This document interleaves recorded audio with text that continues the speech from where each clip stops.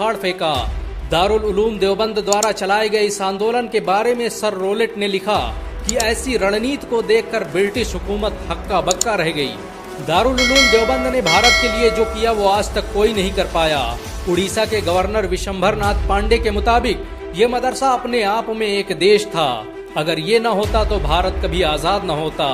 भारत की आजादी के लिए लड़ने वाले इस मदरसे के 50,000 से अधिक उलमाओं को अंग्रेजों ने एक साथ फांसी दे दी थी। दारुल उलूम देवबंद को देखने के लिए हर साल लाखों लोग भारत आते हैं, जिससे भारत सरकार करोड़ों रुपए की कमाई करती है। विदेशों से आने वाले लोगों के लिए देवबंद आज भी कौतूहल का विषय है। देवबंद से पढ़कर निकले करोड़ों लोग आज दुनिया भर में भारत का नाम रोशन कर रहे हैं। कोई भी देश ऐसा नहीं जहां पर इस मदरसे में पढ़ने वाले लोग मौजूद न हों। भारत में चलने वाले ज्यादातर मदरसों में देवबंद का ही सिलेबस पढ़ाया जाता है।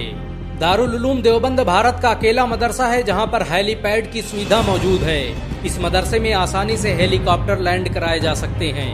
दारुल उलूम देवबंद में बनी मस्जिद रशीदिया भारत की सबसे खूबसूरत मस्जिद मानी जाती है। इस मस्जिद को बनाने में करोड़ों रुपए खर्च हुए। ताजमहल के बाद ये भारत की अकेली इमारत है जिसमें सबसे ज्यादा संगमरमर का इस्तेमाल किया गया। मस्जिद रशीद को देखने के लिए आज भी दुनिया भर से लोग भारत आते हैं। दुनिया में दारुल उलूम देवबंद के अलावा कोई भी ऐसा संगठन नहीं जो बगैर सरकारी मदद के इतने बड़े स्कूल का संचालन कर ले।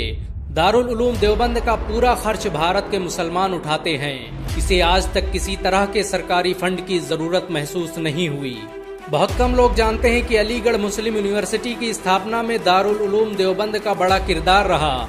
इस मदरसे के कई उस्ताद अलीगढ़ मुस्लिम यूनिवर्सिटी की मजलिसे सूरा में शामिल रहे।